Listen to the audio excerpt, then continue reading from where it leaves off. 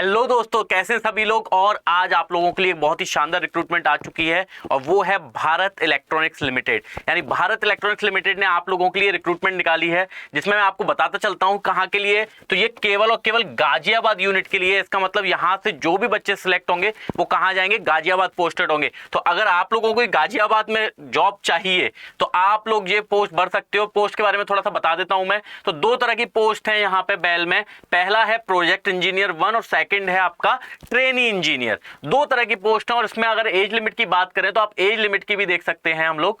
तो अपर age limit है आपकी 32 साल। अगर आपकी एज है 1/2/2023 1/2/2023 तक अगर आपकी एज 32 साल से कम है और 28 साल से कम है तो 32 साल से कम वाले बच्चे क्या भर सकते हैं, आपके प्रोजेक्ट इंजीनियर के लिए भर सकते हैं।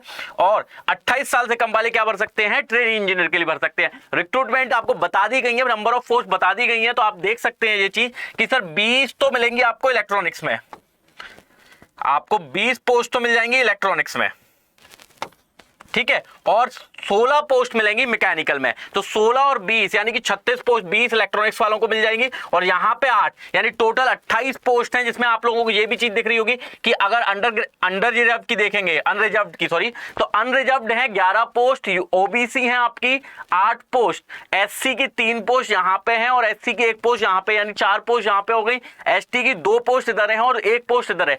3 पोस्ट एसटी की भी है और ईडब्ल्यूएस के 2 पोस्ट। जबकि मैकेनिकल की बात करें तो मैकेनिकल में आपको 6 और 3 9 पोस्ट मिलेंगी अनरिजर्व वालों के लिए। ओबीसी वालों के लिए 4 और 1 5 मिलेंगी। एससी के लिए आपको मिलेंगी 4 पोस्ट, एसटी के लिए 1 पोस्ट और ईडब्ल्यूएस के लिए मिलेंगी आपको 3 पोस्ट। तो ये आपको दिख रहा होगा, इसमें मिनिमम पोस्ट क्वालिफिकेशन एक्सपीरियंस भी चाहिए। यानी कि अगर आपको एक्सपीरियंस है इन फील्ड्स में तो 2 साल का एक्सपीरियंस चाहिए प्रोजेक्ट इंजीनियर के लिए और 1 साल का चाहिए एक्सपीरियंस ट्रेनी इंजीनियर के लिए। सर सैलरी की बात कर ले, सैलरी क्या मिलेगी ये बहुत मैटर करती है। तो सैलरी की बात करें अगर हम तो आपको सैलरी दिखेगी कि सर सैलरी जो है आपकी वो है पहले साल आपको, यानी कि यहां पे वेरिएबल है, सैलरी मिलेगी 40,000। फर्स्ट ईयर में आपको मिलेगी 40,000 रुपए। सेकंड ईयर से आपके 5,000 रुपए सैलरी में बढ़ जाएंगे तो 45,000 हो जाएगी प्रोजेक्ट इंजीनियर के लिए। थर्ड ईयर में 50,000 हो जाएगी और फोर्थ ईयर में आपकी हो जाएगी 55,000 रुपए। जबकि अगर ट्रेनी इंजीनियर की बात करें तो ट्रेनी इंजीनियर को मिलेंगे फर्स्ट ईयर में 30,000 रुपए और 30,000 के बाद हर साल 5,000 का इंक्रीमेंट चलेगा। तो थर्ड ईयर में आपको सैलरी मिलेगी कितनी, 40,000 रुपए की। तो 40,000 रुपए तक की सैलरी आप ले सकते हो यहां से।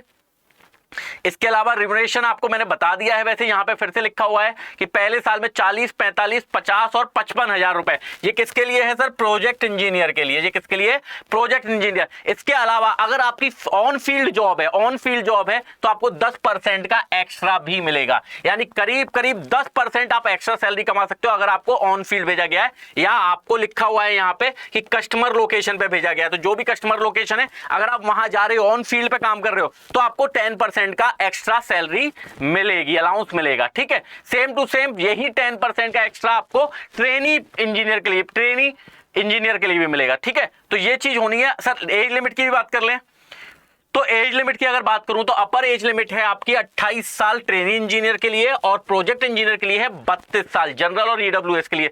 सर इसके अलावा जो भी गवर्नमेंट ऑफ इंडिया के रिलैक्सेशन है एज पे रिजर्वेशन के वाइज वो आपके यहां पे लगेंगे। तो अपर एज लिमिट यहां पे बढ़ जाएगी, ओबीसी वालों के लिए 3 साल बढ़ जाती है, एससी एसटी वालों के लिए 5 साल बढ़ जाएगी। तो आप इस पे देख सकते हो, कोई दिक्कत नहीं है। एजुकेशन क्वालिफिकेशन की बात करें तो अगर आपकी ट्रेनी इंजीनियर के लिए अगर आपकी बीटेक या बीएससी, यहां पे बीएससी वालों के लिए भी जॉब है, ध्यान रखना। तो बीटेक और बीएससी अगर ये 3 अगर आपने ग्रेजुएशन कोर्स किए हैं तो आप क्या कर सकते हैं, यहां पे एलिजिबल हो जाएंगे। Same to same project engineer के लिए भी सेम क्वालिफिकेशन चाहिए, यानी एक ही बच्चा दोनों के लिए अप्लाई कर सकता है, दोनों के लिए एक ही स्टूडेंट कर सकता है। तो जल्दी से जल्दी जो भी है बेटा दोनों के लिए अप्लाई करना, जो भी दोस्त कर सकते हैं, क्योंकि बहुत ही शानदार है और इसका एक्सपीरियंस बहुत मैटर करेगा। ध्यान रखना, भारत इलेक्ट्रॉनिक्स लिमिटेड का एक्सपीरियंस आगे चल के आपको बहुत काम देगा। तो इसलिए बहुत अच्छे से आप ये भर दीजिएगा। ठीक है, अगर इलेक्ट्रॉनिक्स की बात करूं तो इलेक्ट्रॉनिक्स में कौन कौन सी डिसिप्लिन चाहिए, तो देखो यार हर कॉलेज की, हर यूनिवर्सिटी के अलग अलग नाम है। तो इन्होंने क्लियर कर दिया है पहले से ही कि अगर आप इलेक्ट्रॉनिक्स में भरना चाहते हैं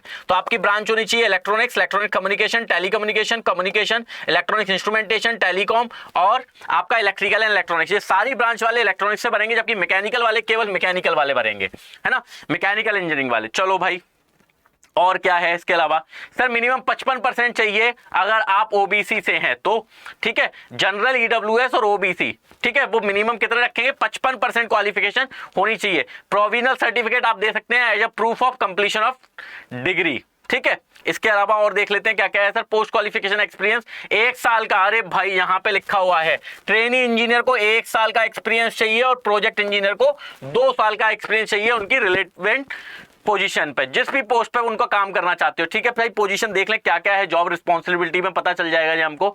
तो चलो देखते हैं यहां पे, तो जॉब रिस्पॉन्सिबिलिटी में चलो देखते हैं तो सर कौन कौन सी जॉब है, ठीक है। तो यहां पे दिख रहा है आपको production control, assembly planning, assembly material movement, PCB assembly, PCB QA QC testing, okay quality testing हो गई, secure module and assembly, secure module QA testing, चलो बहुत ही बढ़िया। ये जितनी भी आप देख रहे हो यहाँ पे, मैं थोड़ा सा जॉब डिस्क्रिप्शन आपको थोड़ा सा है ना जूम करके बता देता हूं। अगर आपको इनमें से किसी में भी एक्सपीरियंस है तो बेटा आप इसको जरूर भरें, क्योंकि यहां से आपको बहुत शानदार जॉब मिलने वाली है। चलिए आगे देखते हैं कि और क्या क्या है भाई इसमें, और क्या क्या बोला गया है।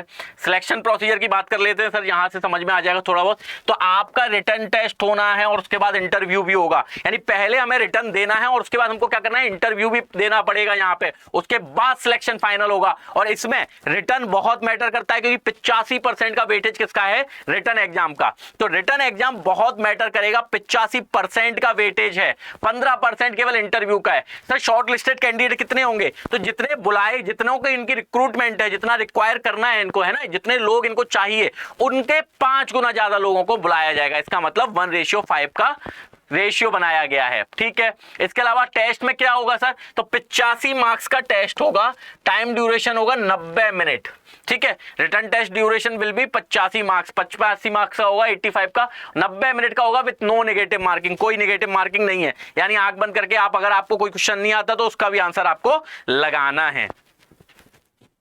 और एक और चीज यहां पे बहुत अच्छी बताई गई है और वो है एग्जाम सेंटर। एग्जाम सेंटर केवल और केवल दिल्ली एनसीआर होगा, इसके अलावा कोई एग्जाम सेंटर नहीं होगा। तो अगर आप दिल्ली में आके पेपर दे सकते हैं तो ही आप इसको भरें, ठीक है, तो ही आप इसको भरें। आगे देखते हैं और क्या है सर। अप्लाई करने के लिए डिस्क्रिप्शन में ये लिंक दी हुई है आपको, तो आप इससे डायरेक्टली अप्लाई कर सकते हैं। इसके अलावा आप गूगल बाबा से भी पूछ सकते हैं कि बैल की रिक्रूटमेंट जो आई है मुझे बता दो कहां जाना है, तो सीधे आपको डिस्क्रिप्शन में लिंक दी होगी, वो आपको गूगल बाबा भी प्रोवाइड कर सकते हो, तो वहां से आप जाके सीधे बैल की साइट पर जाके ये फॉर्म फिल कर सकते हो। सर कितने पैसे, डॉक्यूमेंट क्या क्या लगेंगे, तो सर डॉक्यूमेंट वही BE BTech की डिग्री, 10वीं की मार्कशीट, और इसके अलावा पासपोर्ट साइज फोटोग्राफ, इतनी जो नॉर्मल चीजें हैं यार, जो गेट में भी भरते हैं, जितनी चीजों में भरते हैं, हमने जितने भी फॉर्म भरे हैं उनके लिए डॉक्यूमेंट चाहिए, उसका आपने मेरे हिसाब से एक फोल्डर पहले से बना के रखा होगा, और नहीं रखा है तो जल्दी से बना के रख लो, क्योंकि बेटा बार बार ये चीजें ढूंढनी पड़ती हैं फिर, ठीक है। एप्लीकेशन फीस की भी बात कर लेते हैं, कितने पैसे देने हैं। तो ट्रेनी इंजीनियर को 150 रुपए प्लस जीएसटी 18%, 18 और 9 कितने हो गए, 27 और 177 रुपए। तो 177 रुपए का तो फॉर्म ये वाला है आपका ट्रेनी इंजीनियर का, और 400 प्लस 18% जीएसटी, 400 प्लस 18% जीएसटी यानी कि 472 रुपए। तो 472 रुपए का आपका क्या है, आपका प्रोजेक्ट इंजीनियर की पोस्ट वो है, क्या कहते हैं, एप्लीकेशन फीस। तो ये आप भरेंगे तो आपका सबमिट हो जाएगा फॉर्म। इसके अलावा जनरल ये तो सबके लिए वही है, कॉमन, कोई दिक्कत नहीं है, इसमें कुछ नया नहीं है ऐसा। मैं केवल आपको वो चीजें बताता हूं जो कि आपकी नीड है, जो आपको समझने की जरूरत है। चलो ये और लास्ट ये है आपके लिए। तो कब है ये रजिस्ट्रेशन का स्टार्ट कब होगा, तो 11 फरवरी से ये स्टार्ट होगा, यानी कि आज से फरवरी से स्टार्ट हो गया 11 फरवरी से। और इसके अलावा लास्ट डेट कब है इसकी, तो 25 फरवरी लास्ट डेट है। तो अगर आप इस जॉब को भरना चाहते हैं, अगर आप चाहते हैं कि आप बैल में जॉब करें, तो आपको 25 फरवरी से पहले अपना फॉर्म सबमिट कर देना पड़ेगा। और साथ में रिटर्न टेस्ट की टेंटेटिव डेट बोल दी है कि मिड ऑफ मार्च, यानी अप्रोक्सीमेटली मिड ऑफ मार्च का मतलब जो भी संडे, सेकंड संडे होगा, सेकंड संडे या सैटरडे, उसमें आपका ये पेपर होगा, ठीक है। अगर आपका कोई भी डाउट है इस रिक्रूटमेंट से रिगार्डिंग, तो आप बेटा कमेंट में कर सकते हो, उसका आपको आंसर मिल जाएगा। तो चलिए मिलते हैं नेक्स्ट सेशन में। Thank you very much.